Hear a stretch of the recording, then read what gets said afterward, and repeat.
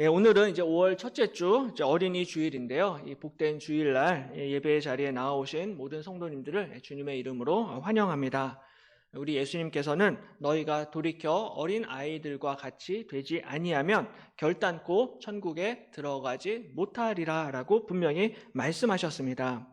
그러므로 이 시간 우리가 어린 아이와 같은 마음으로 예배를 드리게 될 때 천국의 복을 받아 누리게 될 줄로 믿습니다. 저는 우리 많은 성도님들이 이제 기도를 해주셔서 지난 주간 2주 동안 이제 성지순례를 무사히 마치고 잘 다녀왔습니다. 2000년 전에 사도 바울의 이 전도 여행의 그 발자취를 따라가면서 다시 한번 이 사도 바울의 복음 전도의 열정을 제가 배우고 감동을 많이 받았습니다. 사도행전을 보면은 이 바울의 여행 경로가 이제 보통 한둘 두 줄로 이렇게 짧게 기록이 되어져 있는데요.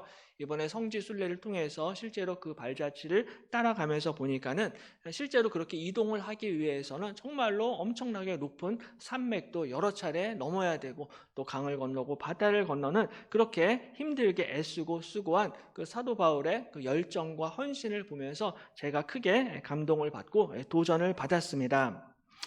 바울뿐만이 아니라 지금 우리 교회도 잃은 양 찾기 전도를 진행을 하고 있는데요. 제가 먼저 저부터 다시 한번 이 복음 전도의 열정과 헌신을 다짐하는 시간을 가졌습니다.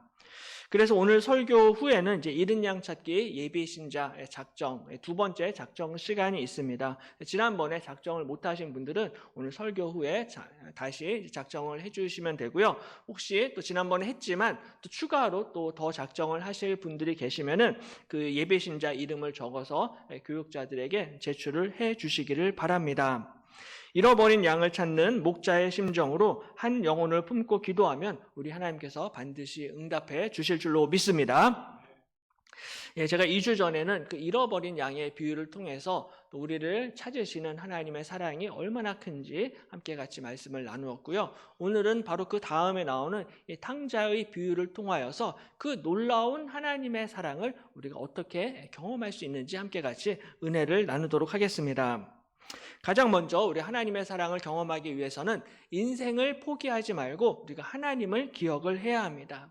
인생을 살면서 때로는 절망의 때가 있고 고난의 때가 반드시 있을 것입니다. 근데 인생이 힘들고 어려울 때 내 인생은 끝났어 라고 포기하는 것이 아니라 나를 기다리시는 하나님 아버지를 기억을 하시기를 바랍니다.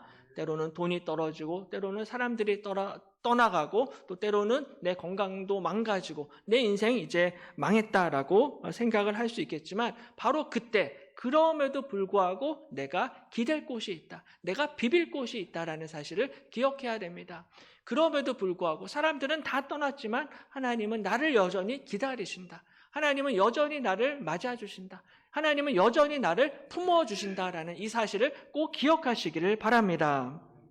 그래서 오늘 그 누가복음 15장을 보시면은 유명한 세 가지 비유가 연속적으로 기록이 되어 있습니다. 잃어버린 양의 비유, 잃어버린 드라크마의 비유, 또한 오늘 본문의 이 탕자의 비유까지 세 가지 비유가 기록이 되어져 있는데요. 이 세 비유는 모두 잃어버린 것을 다시 찾는 것에 관한 비유의 말씀입니다. 그런데 이 세 비유를 우리가 자세히 보시면요. 이 세 비유에서 잃어버린 것의 상대적인 가치가 점점 증가하고 있다는 것을 우리가 볼 수가 있습니다.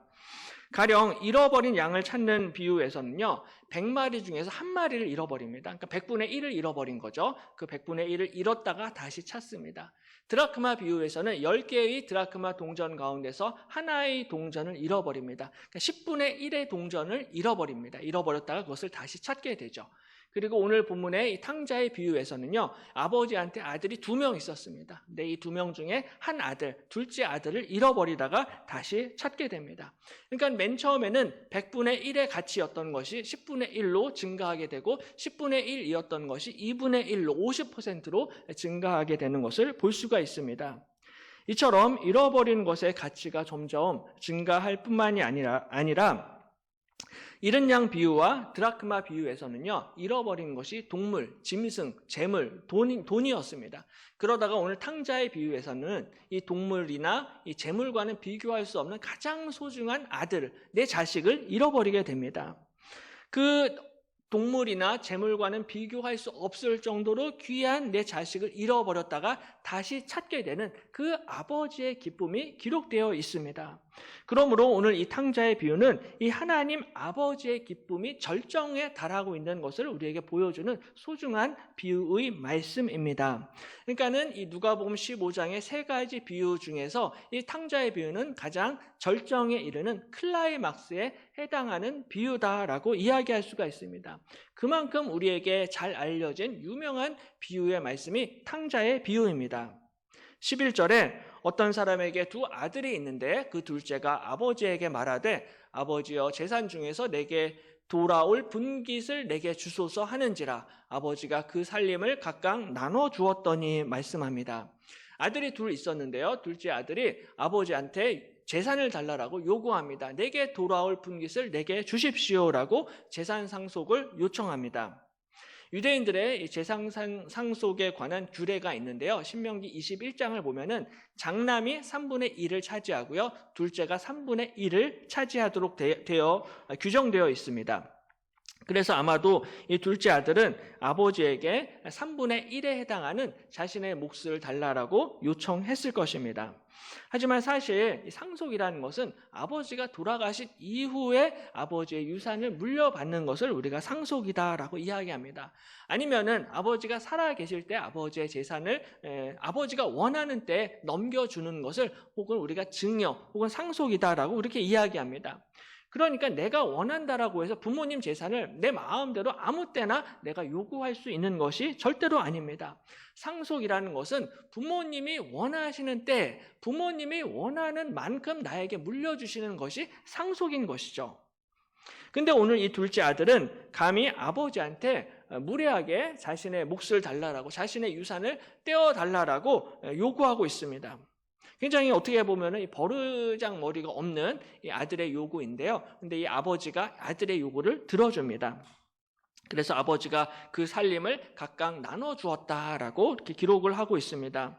이 아들의 요청이 너무나 이 버르장머리 없는 행동이고 요구가 터무니없는 것을 알았지만 그럼에도 불구하고 아버지가 아들이 원하는 대로 다 내어줍니다. 그래서 아들은 결국 자신이 원하는 것을 다 얻어냈는데요. 이것이 오래 가지를 못합니다. 금방 낭비하고 탕진하고 전부 다 잃어버리게 되죠. 13절에 그 후 며칠이 안 되어 둘째 아들이 재물을 다 모아가지고 먼 나라에 가 거기서 허랑방탕하여 그 재산을 낭비하더니 다 없앤 후 그 나라에 크게 흉년이 들어 그가 비로소 궁핍한지라 말씀합니다. 상속받은 재산을 가지고 먼 나라로 가서 거기서 먹고 마시고 즐겼는데요. 며칠이 안 되어서 그 모든 재물들을 허랑방탕하게 다 낭비하고 탕진하고 잃어버리게 됩니다. 그리고 그 나라에 흉년이 들었는데 거기서 이제 뭐 재산도 없고 유산도 없고 아무것도 없으니까는 궁핍해졌다라고 말씀합니다.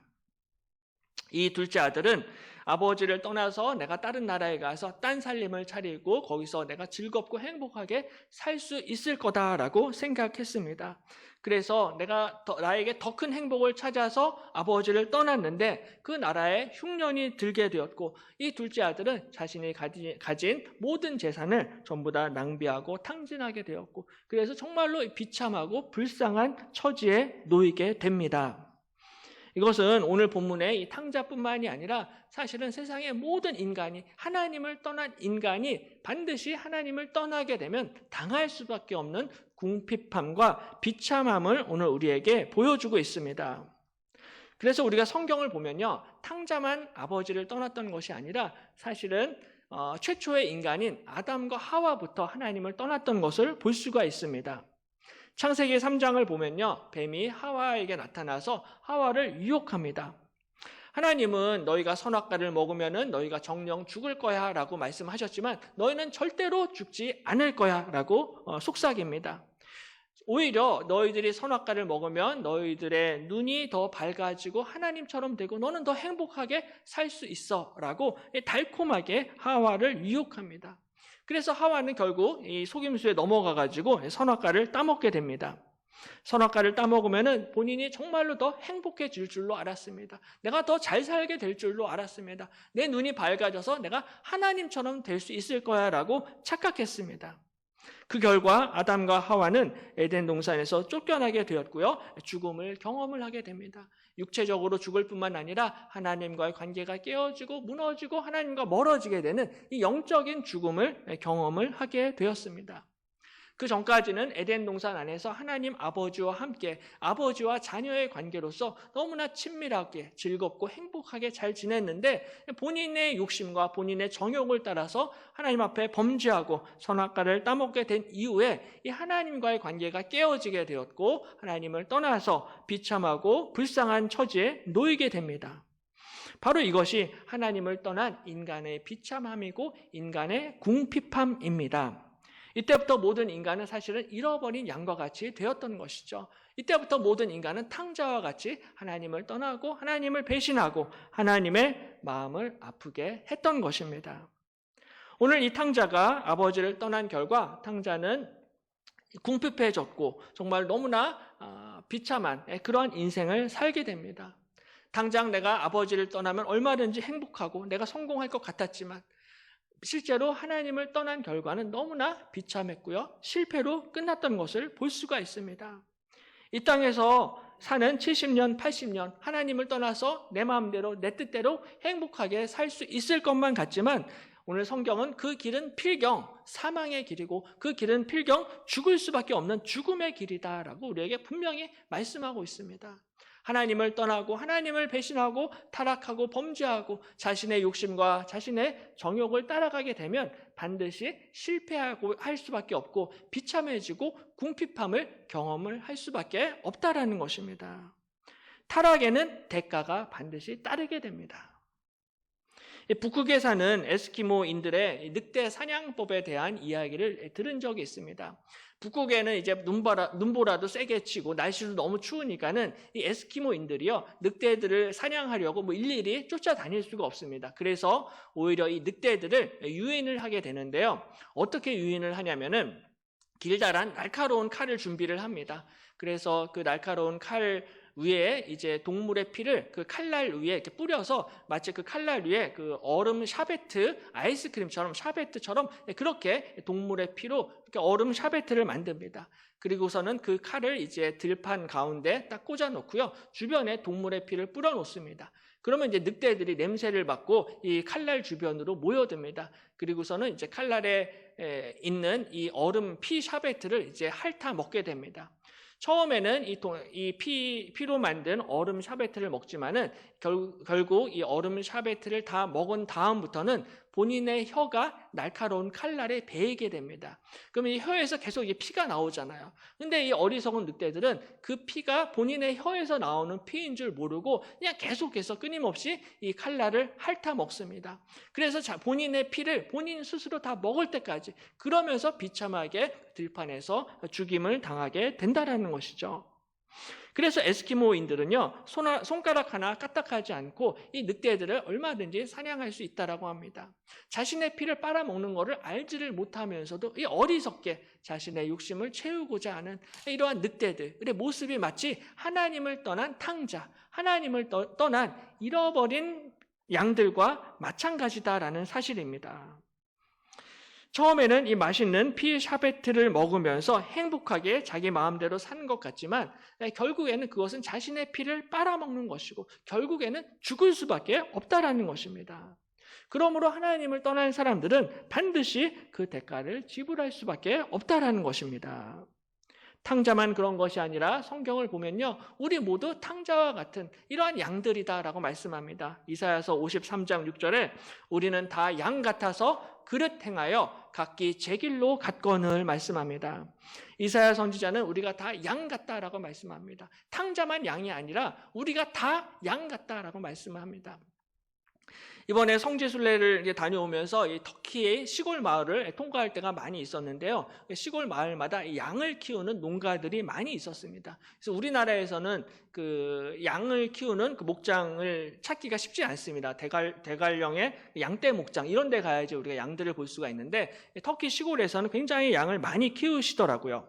근데 그 현지 가이드 목사님 말씀이 이 양은 목자의 말을 듣지 않고 이 양들이 전부 다 저마다 자기 마음대로 가고 싶은 대로 가고 올 때 오고 싶으면 오고 막 이렇게 말을 듣지 않는 것이 양의 특징이다라는 그런 말씀을 하셨습니다. 당연히 목자의 말을 듣고 양치기의 지시를 따라야 되는데 이 양들이 목자의 말을 듣지 않는 그러한 이 동물의 짐승의 특성을 가지고 있다라는 거죠. 그래서 이사야 선지자는 우리가 다 이런 양과 같았다라고 말씀합니다. 다 그릇 행하여 각기 제 길로 갔다라고 말씀합니다. 다 각기 자기 소견에 옳은 대로 행하고 있다라는 것이죠. 그냥 내 마음대로 내 뜻대로 살면은 내가 더 행복하게 잘 살 수 있어라고 생각을 하지만 그 대가는 고통과 비참함과 궁핍함을 경험을 할 수밖에 없다라는 것입니다.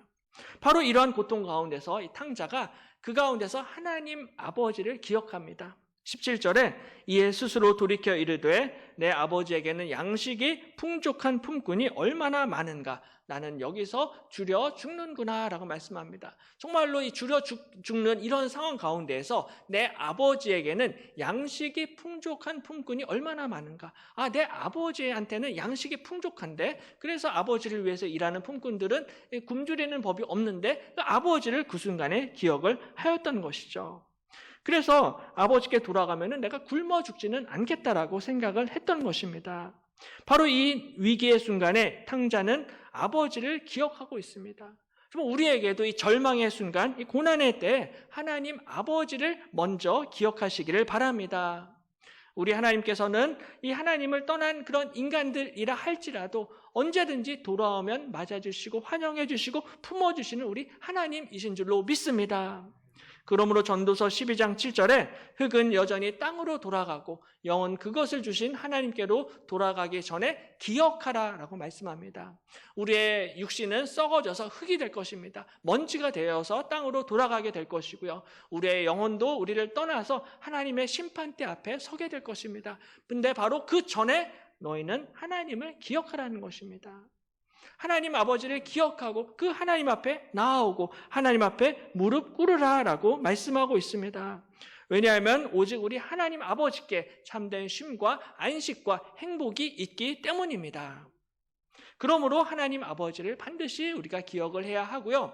또 한 가지는 자신의 죄를 회개하고 우리가 하나님께로 돌아가야만 합니다. 하나님의 사랑을 회개하기 위해 하나님의 사랑을 경험하기 위해서는 그냥 아무나 쉽게 경험을 하는 것이 아니라 반드시 내 죄를 하나님 앞에 인정하고 시인하고 고백하고 회개해야 됩니다. 오늘 둘째 아들은요, 자신의 생각과 자신의 욕심을 따라서 아버지를 떠났습니다.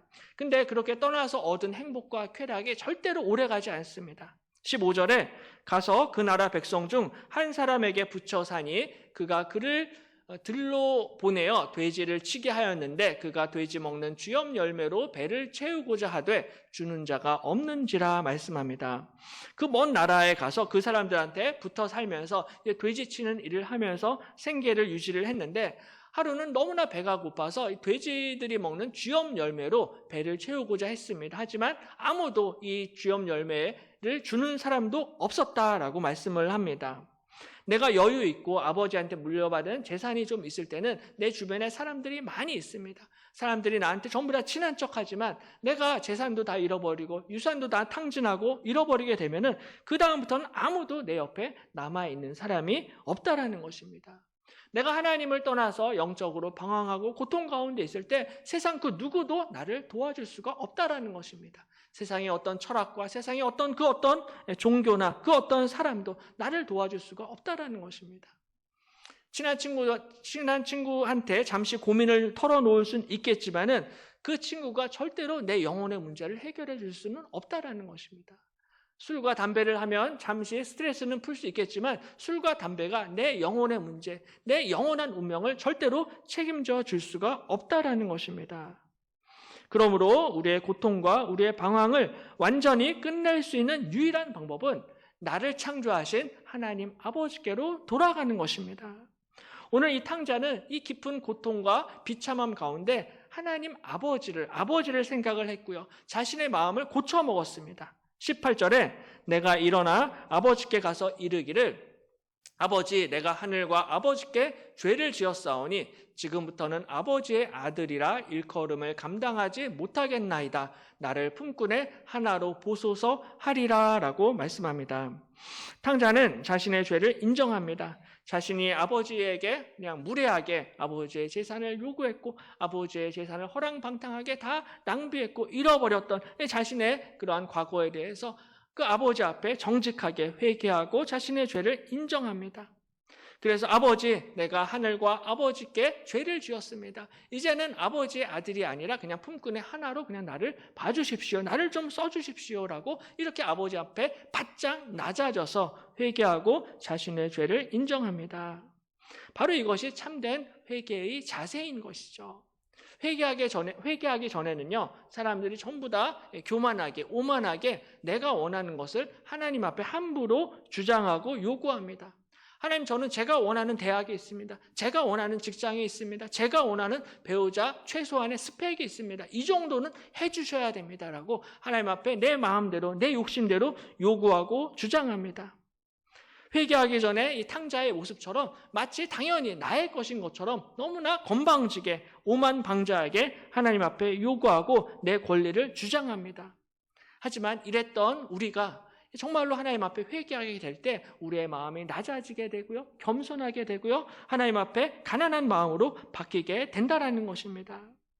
그래서 하나님 아버지, 저는 사실 아무런 자격이 없습니다. 저는 하나님을 떠났고 하나님의 마음을 아프시게 했습니다. 저는 죽을 수밖에 없는 죄인입니다. 이제 나를 아버지의 아들이 아니라 그냥 품꾼의 하나로 나를 봐주십시오라고 이 하나님 앞에 철저히 낮은 자세로 겸손한 마음으로 주님 앞에 나오게 된다라는 것입니다.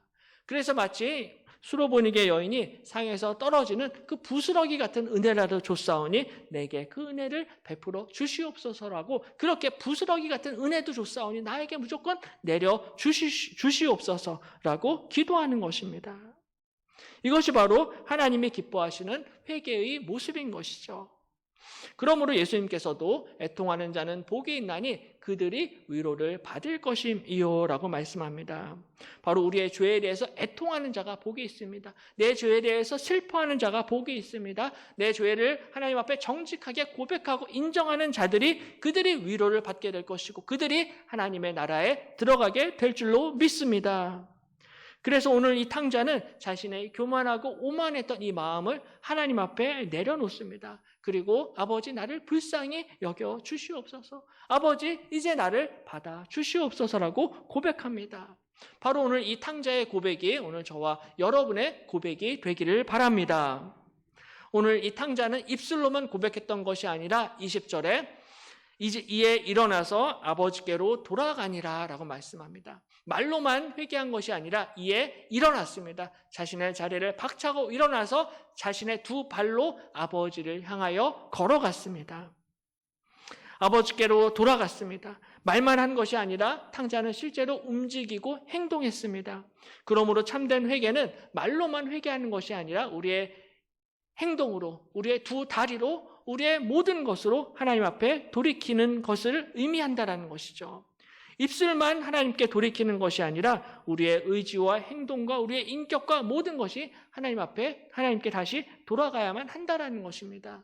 힘들고 어렵다 할지라도 의지적으로 내 두 다리를 가지고 걸을 수 있으면 예배의 자리에 나오고 은혜의 자리에 나오게 되는 사람들이 정말로 하나님 앞에 회개한 자들이다라는 것이죠. 입술로는 죄를 지은 것 같은데 전혀 기도도 하지 않고 예배도 드리지 않고 말씀의 자리에 나오지 않는다라면 그것은 참된 회개가 될 수 없다라는 것입니다. 오히려 우리가 겸손한 마음으로 하나님 앞에 돌아가게 될 때 하나님께서는 저와 여러분을 기쁘게 맞아주시고 하나님의 풍성한 사랑으로 우리를 품어주실 줄로 믿습니다.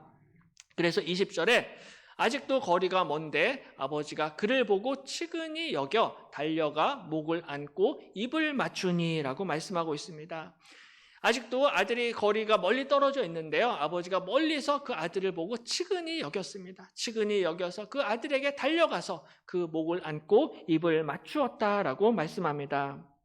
바로 우리 하늘에 계신 우리 아버지께서는 항상 우리를 기다리시는 하나님이신 줄로 믿습니다. 우리를 치근히 여기시는 하나님이십니다. 그래서 언제든지 우리가 하나님께로 돌아가기만 하면 언제나 우리를 기뻐해 주시고 기쁘게 맞아 주시고 우리를 언제나 용서해 주시고 우리를 언제나 용납해 주시는 하나님이신 것을 믿으시기를 바랍니다. 어린아이와 같은 마음으로 겸손히 하나님 앞에 나아가는 자들을 하나님께서 절대로 외면하시는 법이 없습니다. 정말로 탕자처럼 가난한 마음으로, 겸손한 마음으로, 어린아이와 같은 마음으로 주님 앞에 나아가게 될 때 우리 주님께서 반드시 저와 여러분을 불쌍히 여겨주시고 치근히 여겨주시고 하나님의 풍성한 사랑의 품으로 저와 여러분을 안아주실 줄로 믿습니다. 그러므로 이번 한 주도 겸손한 마음으로 하나님 앞에 나아가시기를 바랍니다. 겸손하게 주님 앞에 나아가셔서 이 하나님의 놀라운 사랑을 경험하시고 뿐만 아니라 내가 경험한 이 하나님의 사랑, 예수님의 사랑을 잃어버린 그 한 영혼에게 담대하게 증거하시고 전도하시는 우리 모든 성도님들 되시기를 주님의 이름으로 간절히 축원합니다. 기도하겠습니다.